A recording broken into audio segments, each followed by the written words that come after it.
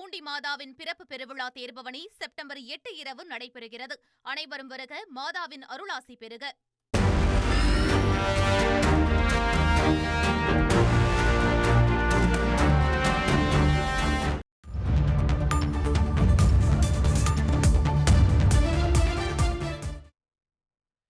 இலங்கையில அண்மையில கண்டுபிடிக்கப்பட்ட மனித புதைக்குழி ஒண்ணுல தோண்ட மனித எலும்புக்கூடுகள் கண்டுபிடிக்கப்பட்டு வருவது பெரும் அதிர்ச்சியை ஏற்படுத்தி இருக்கு. கிடைக்கும் எலும்புக்கூடுகள் யாரோடது? மீண்டும் இலங்கை அரசியல்ல பூகம்பத்தை கிளப்பி இருக்க யாழ்ப்பாணம் செம்மணி அகழாய்வு குறித்து விவரிக்கிறார் செய்தியாளர் சதீஷ் முருகன். வணக்கம் வருண். 2025ஆம் ஆண்டு செப்டம்பர் 5ஆம் தேதி இன்றைய தினத்திலிருந்து 235 மனித எலும்புக்கூடுகள் இலங்கை யாழ்ப்பாணம், அதாவது வடக்கு பகுதி இலங்கை பகுதியில் யாழ்ப்பாணத்தில் செம்மணி, அதே போன்று சித்துப்பாத்தி என்கிற பகுதியில் கண்டுபிடிக்கப்பட்டிருக்கு. கடந்த பிப்ரவரி மாதம் முதல் தொடர்ந்து நடைபெற்று வரக்கூடிய இந்த சம்பவம் பெரும் அதிர்ச்சியையும் அதே போன்று இலங்கை அரசியலில் பல்வேறு இடங்களில் அதிர்வலைகளும் ஏற்படுத்தி வருகிறது. என்ன நடந்தது, அதனுடைய பின்னணி என்பது குறித்து நாம் தற்போது பார்க்க இருக்கிறோம். இலங்கையில் 30 ஆண்டுகளுக்கும் மேல் நடந்த உள்நாட்டு போரின் போது லட்சக்கணக்கான அப்பாவி மக்கள் கொல்லப்பட்டதுடன் ஆயிரக்கணக்கானோர் காணாமல் போயினர், பலர் காயமடைந்தனர். உள்நாட்டு போரின் போது 1998ஆம் ஆண்டு யாழ்ப்பாணத்தில் நடந்த வழக்கு ஒன்றில் தண்டனை பெற்ற இலங்கை இராணுவ வீரர் ஒருவரால் யாழ்ப்பாணம் மாவட்டம் செம்மணி என்கிற பகுதியில் 300 முதல் 400க்கும் மேற்பட்ட மனித உடல்கள் புதைக்கப்பட்டிருப்பதாக தெரிவித்திருந்தார். இது அப்பொழுது பெரும் அதிர்ச்சியை ஏற்படுத்தியிருந்தது. அதற்கு அடுத்தபடியாக பார்த்தோம்னு சொன்னால், அந்த வழக்கை விசாரித்த பொழுது அந்த பகுதியில் இவர் சொன்னது உண்மைதானா என்பது குறித்து விசாரிப்பதற்கு அந்த விசாரணையானது தொடங்கப்பட்டது. இது அதன் பிறகு 1999ஆம் ஆண்டு அந்த விசாரணைக்கு அடுத்த கட்டமாக முதல் அகழ்வாராய்ச்சி, அதாவது அந்த பகுதியில் நோண்டும் பகுதி, அவர் சொன்ன பகுதியில் நோண்டி மனித உடம்புகள் இருக்குதா என்பது குறித்து கண்டுபிடிக்க ஏற்பாடு செய்யப்பட்டது. இது இப்படி இருக்க இதனுடைய பின்னணியை நம்ம பின்னர் பார்க்க இருக்கிறோம்.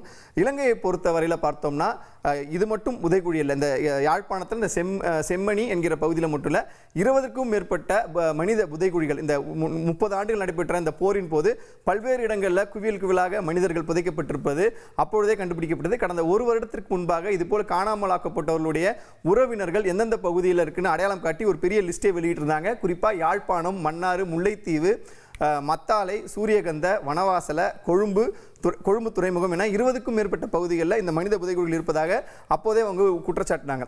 தற்போது இந்த உள்நாட்டு போர் உக்கிரமாக நடந்த இந்த யாழ்ப்பாணம் மாவட்டம் செம்மணி, சிந்துப்பாத்தி என்கிற பகுதியில் தான் மற்றொரு இடத்துல மனித புதைகுழி ஒன்று சந்தேகிக்கப்படும் இடத்துல கடந்த ஜூன் மாதம் கண்டுபிடிக்கப்பட்டது. இந்த பிப்ரவரி மாதத்தில் என்ன பண்ணுறாங்கன்னா, இதோட பின்னணியை நம்ம ஏற்கனவே தெரிவித்தது போல, ஒரு இலங்கை இராணுவ வீரர் ஒரு மாணவியை பாலியல் வன்கொடுமை செய்கிறாரு.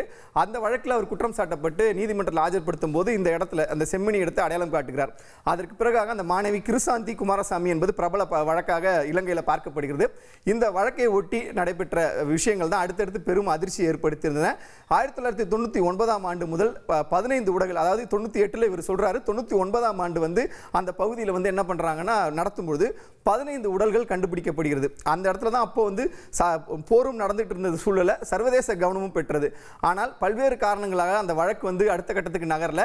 மீண்டும் 2000 முதல் 2006ஆம் ஆண்டு முதல் அந்த வழக்குகள் தொடரப்பட்டு பல்வேறு அது சார்ந்த இன்னொரு வழக்கும் தொடரப்பட்டு அந்த அரசியல் நிர்வாகங்கள் மற்றும் பல்வேறு காரணங்களால் அந்த வழக்கு முற்றிலுமாகவே நிறுத்தப்பட்டது. இந்த வழக்குக்கும் தற்பொழுது தோண்டி எடுக்கப்படக்கூடிய இந்த புதைகுழிகளுக்கும் சம்பந்தம் இல்லை என பல்வேறு தரப்பினர் தெரிவித்திருந்தாலும் கூட, மனிதர்கள், குறிப்பாக தமிழர்கள் இலங்கையில் அந்த கொல்லப்பட்டு காணாமலாக்கப்பட்டு புதைக்கப்பட்டிருக்கக்கூடிய சம்பவம் என்பதால் இந்த விஷயத்தை நம்ம உற்று பார்க்க வேண்டியிருக்கிறது என்ற அடிப்படையில் தான் இது பிரச்சனை மறுபடியும் பேசப்பட்டது. குறிப்பாக சொல்லணும்னா 2025ஆம் ஆண்டு, அதாவது இந்த ஆண்டு பிப்ரவரி மாதம் என்ன பண்ணுறாங்கன்னா, செம்மணி கல்லறை பக்கத்தில் ஒரு கட்டுமான பணிகளுக்கு பள்ளம் தோன்றாங்க. அப்போ பள்ளம் தோண்டும் போது பார்த்தீங்கன்னா குழந்தைகள் மற்றும் பெரியவர்கள் என சில எலும்புக்கூடுகள் கிடைக்கிறது பெரும் அதிர்ச்சியை ஏற்படுத்தி இருந்துச்சு. இதனை அடுத்து உடனடியாக யாழ்ப்பாண மேஜிஸ்ட்ரேட் உத்தரவிடுறாரு. இந்த வழக்குகள் இதை உடனடியாக கவனம் செலுத்தி அந்த பகுதியில் அகழ்வாராய்ச்சி நடத்தணும்னு சொல்லி நீதிமன்றத்தால் அது உத்தரவிடப்படுகிறது. இந்த உத்தரவின்படி தான் அந்த அகழ்வாராய்ச்சி தொடங்கியது. யாருன்னு பார்த்தீங்கன்னா, பேராசிரியர் ராஜ் சோமதேவா என்கிற பேராசிரியர் தலைமையில் கடந்த பிப்ரவரி மாதம் முதல் தொடர்ந்து நடைபெற்று வரக்கூடிய இந்த நிகழ்ச்சி அகழ்வாராய்ச்சியில் இன்றைய தினம் வரை 235 எலும்புக்கூடுகள் கண்டுபிடிக்கப்பட்டிருக்கின்றன. இதில் வந்து பார்த்தீங்கன்னா பிப்ரவரி, மார்ச், ஏப்ரல், மே பல்வேறு மாதங்களில் பல கட்ட குழந்தைகளுடைய எச்சங்கள், அதே போன்று குழந்தைகள் பயன்படுத்திய புத்தகங்கள், பொம்மைகள், அவங்களுடைய புத்தக பைகள் போன்ற விஷயங்கள் கண்டுபிடிக்கப்பட்டது. பெரும் அதிர்ச்சியையும் அதே போன்று ஒரு சோகத்தையும் ஏற்படுத்தியிருக்கிறது. குழந்தைகள் பெற்றோருடன் புதைக்கப்பட்டார்களா அல்லது வேறு வகையில் புதைக்கப்பட்டார்களா என்பது போன்ற விஷயங்கள் கேள்வி எழுப்பப்பட்டன. அதே போன்று பார்த்தீங்கன்னா ஒரு சில எலும்புக்கூடுகள் கண்கள் மூடப்பட்ட நிலையிலும் கூட அந்த இடங்களிலிருந்து கண்டுபிடிக்கப்பட்டிருக்கிறது. ஜூலை மாதம் வரைக்கும் 104 உடல்கள் வந்து கண்டுபிடிக்கப்பட்டது. அதாவது இந்த பிப்ரவரி மாதம் தொடங்கப்பட்டு ஜூலை மாதத்தில் ஒரு 100 பேருடைய உடல் கண்டுபிடிக்கப்பட்டது. பெரும் அதிர்ச்சி ஏற்படுத்தியது. ஆனால் போக போக பார்த்தீங்கன்னா இந்த விவகாரத்தில் பல்வேறு விஷயங்கள், அதாவது 200, 100, 150, 200 என்று இன்றைய தினம் 235 பேருடைய உடல்கள் கண்டுபிடிக்கின்றன. இதில் என்ன விஷயம்னு பார்த்தீங்கன்னா 220க்கும் மேற்பட்ட எலும்புக்கூடுகள், 202 எலும்புக்கூடுகள் முழுமையாக அவர்கள் எப்படி இருந்தாலும் அதே வடிவில் அந்த அகழ்வாராய்ச்சியில் வந்து எடுத்து வெளியே வச்சிருக்காங்க. இந்த விஷயங்களை பொறுத்த வரைக்கும் பார்த்தீங்கன்னா அரசியல்லையும், அதாவது இலங்கை அரசியல்லையுமே கூட இது பெரிய தாக்கத்தை ஏற்படுத்தியிருக்கு என்றே சொல்லலாம். குறிப்பாக கடந்த கால அரசாங்கங்கள் இதில் வந்து முழுமையாக கவனம் செலுத்தலனாலும் கூட தற்போதைய அரசாங்கம் இதற்கு, இந்த அகழ்வாராய்ச்சிக்கு உதவும் வகையில் பல்வேறு நவீன தொழில்நுட்பங்களை அதில் ஈடுபடுத்தி அதற்கு உதவி வருவதாக அரசு தரப்பில் தெரிவிக்கப்படுகிறது. குறிப்பாக ஜிபிஆர் என்று சொல்லக்கூடிய கிரவுண்ட் பெனட்ரேட்டிங் ரேடார் உள்ளிட்ட நவீன தொழில்நுட்பங்களை வந்து இந்த அகழ்வாராய்ச்சிக்கு பயன்படுத்திட்டு வராங்க. அதன் அடிப்படையிலேயே அடுத்தடுத்து பல்வேறு எலும்புக்கூடுகள் வந்து கண்டுபிடிக்கப்படுவதாகவும் தெரிவிக்கப்படுகிறது.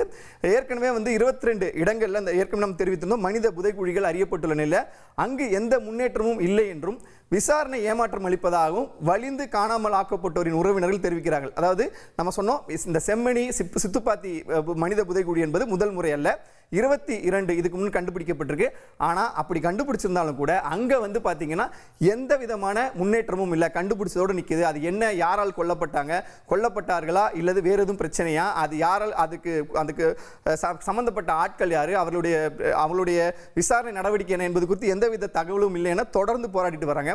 இந்த நிலையில தான் இது சார்ந்து இயங்கக்கூடிய நபர்கள், குறிப்பாக இந்த தற்பொழுது இந்த அகழ்வாராய்ச்சி தொடங்கி இருக்கக்கூடிய நிலையில் அதன் தலைமை ஏற்கக்கூடிய பேராசிரியர் என்ன சொல்றாருன்னு பார்த்தீங்கன்னா, இது ஒரு தீவிரமான குற்றம் நடந்த இடம் என்பதற்கான நிலையான சான்றுகள், அறிவியல் பூர்வமான சான்றுகள் எங்ககிட்ட இருக்கு அப்படின்னு சொல்றாரு. அதே போல கடந்த ஜூன் மாதம் ஐநா மனித உரிமைகள் ஆணையர் வோல்கர் துர்க் ஜூன் மாதம் வந்து செம்மணி இடத்தை வந்து நேரில் பார்வையிட்டு அங்கே புதைக்கப்பட்ட அந்த உடல்களுக்கு வந்து அஞ்சலி செலுத்தி அங்கே இருந்த உறவினர்களுக்கு வந்து ஆறுதல் தெரிவித்தார்.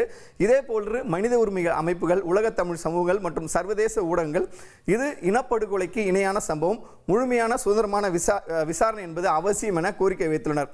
ஆனால் இலங்கை அரசாங்கத்தை பொறுத்த வரைக்கும் என்ன சொல்கிறாங்கன்னா, அண்மையில், அதாவது கடந்த சில நாட்களுக்கு முன்பாக வடக்கு மாகாணம் யாழ்ப்பாணம் பகுதிக்கு சென்ற இலங்கை ஜனாதிபதி அனுரகுமார திசநாயக்க செம்மணிக்கு செல்லவில்லை என்பதை அதிருப்தியாக தெரிவிக்கிறாங்க. காரணம், இந்த உடல்கள் பற்றி, இந்த மனித புதைகுழிகள் பற்றி ஏற்கனவே வந்து பல்வேறு அமைப்பினர் அவருக்கு வந்து கடிதம் கொடுத்து இது குறித்து உரிய விசாரணை நடத்தணும் அப்படின்னு சொல்லியிருந்தாங்க. ஆனால் அவர் அந்த பகுதிக்கு செல்லாது மிகுந்த ஏமாற்றமும் அதிருப்தியும் ஏற்படுத்தியிருக்கு அங்கே இருக்கக்கூடிய தமிழ் மக்கள் மத்தியில். இந்த நிலையில தான் இந்த விவகாரத்தில் சர்வதேச அமைப்புகள் விசாரணை நடத்தணும் என ஒரு பக்கம் கோரிக்கை இருந்தாலும் அது அவசியமற்றது என்று இலங்கை அரசும் இலங்கை அமைச்சரும் தெரிவிச்சிருக்காங்க. ஏனென்றால் இந்த இலங்கை அரசே வந்து இந்த அகழ்வாராய்ச்சிக்கு பல்வேறு, ஏற்கனவே நம்ம சொன்னோம் இல்லையா, அந்த சயின்டிஃபிக்காக கண்டுபிடிக்கிறதுக்கான பல்வேறு விஷயங்களை இலங்கை அரசு தான் உதவிட்டு வருது. நாங்கள் இவ்வளோ விஷயம் உங்களுக்கு பண்ணும்போது எதுக்கு வேற ஒரு 3வது ஆள் இதுக்குள்ளே வரணும், நாங்களே உங்களுக்கு முழுமையாக உரிய விசாரணை நடத்தி இந்த விஷயங்களை நாங்கள் கையாளுவோம் அப்படின்னு அங்கே இருக்கக்கூடிய அமைச்சர்கள், ஆளுங்கட்சியில் இருக்கக்கூடிய நிர்வாகிகள்லாம் தெரிவிச்சிருக்காங்க. இதற்கிடையே செம்மணி பழைய மனித புதைக்குழி வழக்கையும் தற்போது செம்மணி சித்துப்பாத்தி மனித புதைக்குழி வழக்கையும் ஒன்றாக இணைத்து முன்னெடுக்கும் முயற்சிகளில் சில பேர் ஈடுபட்டிருக்காங்க. ஏற்கனவே நம்ம தெரிவித்தது போல இது ஆரம்பித்த இடம் பார்த்தீங்கன்னா ஒரு மாணவியோட பாலியல் வழக்காக இருந்தால் அது செப்பரேட் கேஸ். இப்போ இது வந்து ஒரு செப்பரேட் கேஸ். இந்த 2 கேஸையுமே ஒன்றா இணைச்சு இது போன்ற விஷயங்களை மேற்கொண்டு உரிய முறையில் விசாரிக்கணும் அப்படின்றதான் தற்போதைய ஒரு கோரிக்கையாகவும் அதே போன்ற வலியுறுத்தல் எல்லாமும் வந்துகிட்டு இருக்கு. எப்படி இருந்தாலும் கூட செம்மணி மனித புதைக்குழிகள் என்பது கடந்த காலத்தின் ரணங்களை மீள நினைவுபடுத்தும் ஒரு குரூரமான சாட்சியமாக உள்ளது. 2025 தொடங்கிய புதிய அகழ்வாராய்ச்சிகள் கடந்த 25 வருடங்களாக மறைக்கப்பட்ட உண்மைகள் இதன் மூலம் வெளிவர தொடங்கி இருப்பதாகவும், இறந்தவர்களுக்கு தற்போதாவது நீதி கிடைக்க வேண்டும் என்கிற குரல் மீண்டும் ஒலிக்க தொடங்கி இருப்பது என்று நம்மால் பார்க்க முடிகிறது. உங்களுடைய விரிவான விவரங்களுக்கு நன்றி சதீஷ் முருகன்.